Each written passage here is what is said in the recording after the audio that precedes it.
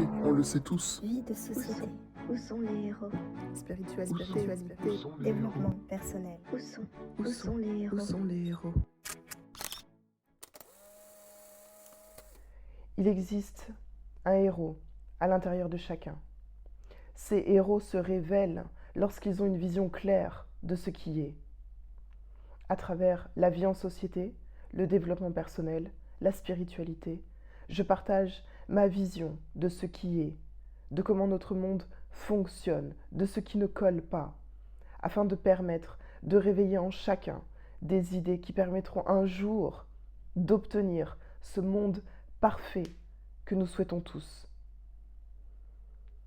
Je suis une messager et je cherche des héros. On le sait tous. Vie de société. Où sont les héros?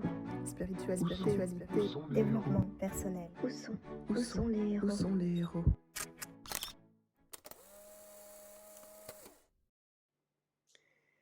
Les fantômes, que sont-ils et que pouvez-vous faire? En tant que chaman, je vois ce que les gens appellent communément fantômes. Je n'aime pas trop ce mot, mais en soi, au moins chacun comprend de quoi on parle. Les fantômes sont simplement les âmes de personnes qui restent dans un espace qui est entre le monde physique, donc notre monde, et le monde de l'esprit. Comme je peux les voir, lorsqu'ils sont dans cet espace entre deux, je vois qu'ils gardent la même apparence qu'ils avaient lorsqu'ils étaient vivants. La majorité du temps, les âmes partent automatiquement dans la lumière après leur mort physique. Celles-là ne seront jamais des fantômes, comme vous pouvez y penser. Les âmes qui sont parties dans la lumière seront plutôt ressenties comme des anges, dans le sens de la sensation douce et réconfortante que leur présence vous fera ressentir. Si l'âme ne part pas automatiquement dans la lumière après la mort physique de son corps, ces âmes restent dans cet espace entre deux pour des périodes qui varient d'une âme à l'autre. Et c'est cette minorité d'âmes qui crée l'expérience de fantôme pour les vivants. Les 3 raisons pour lesquelles une âme ne part pas automatiquement dans le monde spirituel après sa mort sont: première raison, pour 90% d'entre elles, elles ne savent pas qu'elles sont mortes. Et oui, je sais, ça paraît bizarre, mais c'est le cas pour beaucoup. J'appelle ça le déni, car leur esprit a construit un environnement tout autour d'eux qui leur fait se sentir en sécurité et leur donne l'illusion qu'ils sont toujours en train de vivre leur vie comme avant. Parfois, ils sont dans le déni parce qu'ils avaient très peur de la mort pendant leur vivant. Alors là, attention, ce n'est pas toutes les personnes qui ont peur de la mort de leur vivant qui se retrouvent dans le déni. La plupart des personnes, même si elles ont peur de la mort, parce que la plupart des gens ont peur de la mort, la plupart des personnes partent automatiquement dans la lumière, comme je l'ai dit plus tôt. Parfois, ces personnes dans le déni n'ont jamais cru dans la vie après la mort. Parfois, ils sont encore sous l'effet d'un traumatisme qui est dû à leur mort très violente. Parfois, ils ont compris brièvement qu'ils étaient morts et ça leur a fait tellement peur qu'ils se sont convaincus que c'était pas vrai et qu'ils étaient toujours vivants. En fait, il y a énormément de raisons pour lesquelles une âme est en déni après sa mort physique, mais en général, ce déni vient de très fortes peurs.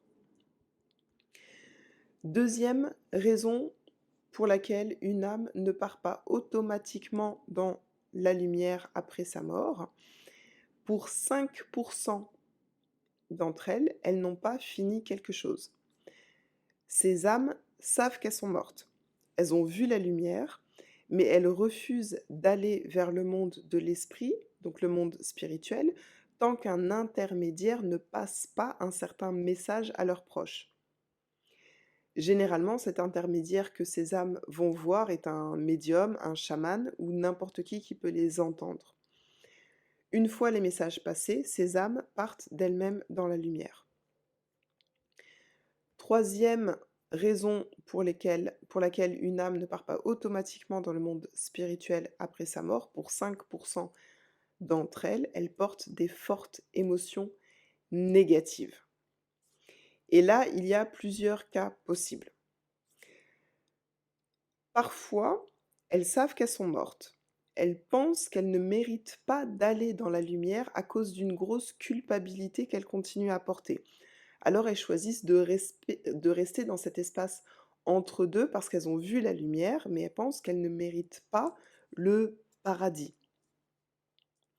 Afin d'aider ces âmes en particulier, un médium ou un chaman doit d'abord les convaincre de lâcher leur culpabilité.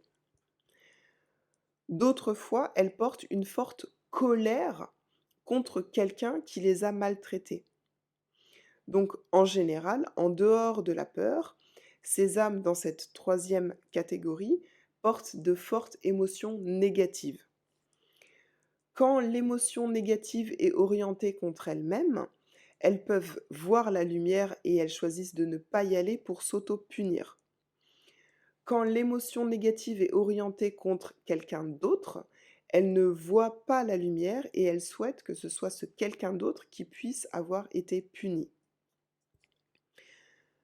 Je dois préciser que ces pourcentages sont liés uniquement à mon expérience personnelle. D'autres médiums ou chamans auront peut-être expérimenté des pourcentages différents et peut-être aussi des catégories différentes. Je souhaite également préciser que pour chacune de ces trois catégories, l'âme peut prendre plus ou moins de temps pour sortir toute seule de ce qui la retient dans cet espace entre deux et partir d'elle-même dans la lumière sans besoin de médium, de chaman ou autre. Pour que vous compreniez bien ces trois différentes catégories, imaginez une grand-mère qui s'endort dans un bus. Elle rate son arrêt et le bus continue et finit par arriver dans un pays étranger. La grand-mère se réveille et elle n'a aucune idée d'où elle est.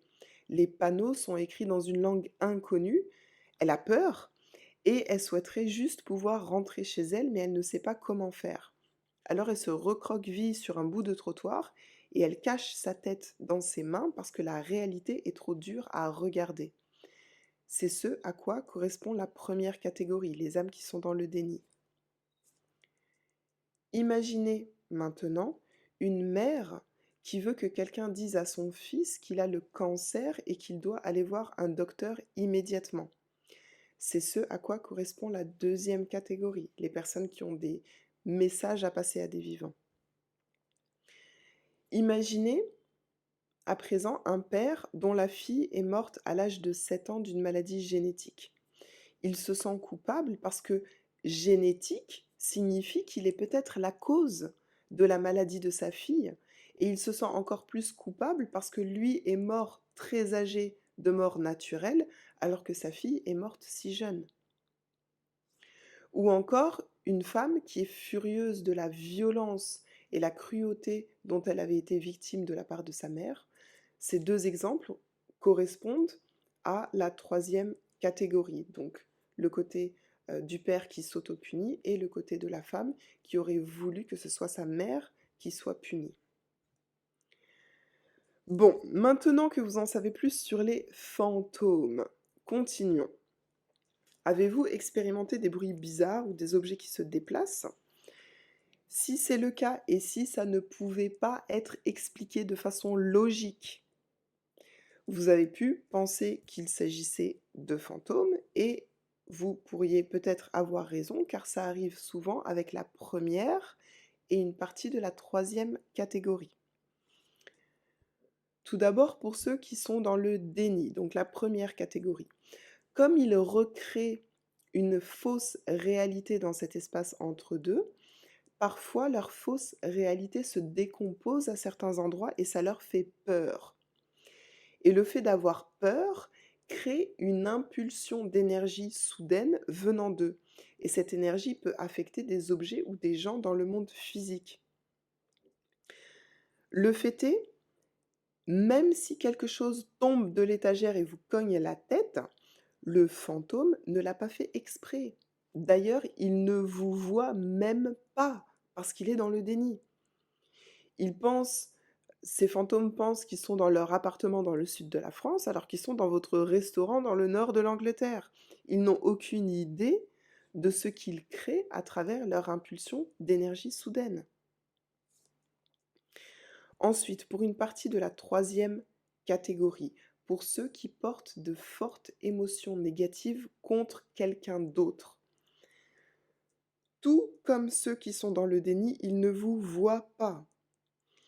Ici, leurs impulsions d'énergie sont auto-créées parce qu'ils sont tellement en colère qu'ils gardent la même rengaine et augmentent cette colère. Tout comme quelqu'un qui se répète à quel point il est en colère contre X, Y, Z, et plus il le répète, plus sa colère grandit.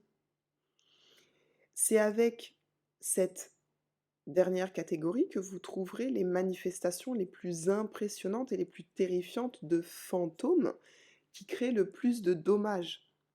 Donc si par exemple quelque chose traverse la pièce avec force et vitesse, on est typiquement dans ce cas de figure.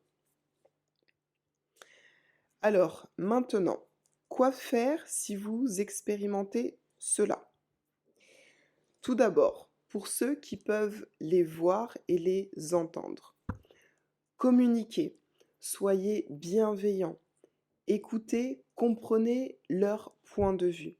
Faites tout ce qu'il faut pour les aider à se calmer. Vous devez être extrêmement doux avec ceux qui sont en déni parce qu'ils risquent de croire que c'est vous le fantôme. Alors coupez la communication s'ils ont trop peur et réessayez plus tard avec une approche encore plus douce. Ensuite, lorsque vous sentez qu'ils sont plus calmes, ouvrez un puits de lumière et demandez que leurs proches s'approchent du bord pour que l'âme puisse les voir. Le fait de voir leurs proches décédés avant eux aide énormément. Lorsqu'ils ont accepté et qu'ils sont partis dans la lumière, vous pouvez fermer le puits de lumière. Pour ceux d'entre vous qui ne pouvaient ni les voir ni les entendre, dans ce cas, vous souhaitez sûrement simplement qu'ils partent. Alors, suivez votre intuition et suivez vos croyances. Elles portent toujours la clé. Pour certains, ils vont prier et le fantôme disparaît. Pour d'autres, ils décident de se convaincre que les fantômes n'existent pas et le fantôme disparaît.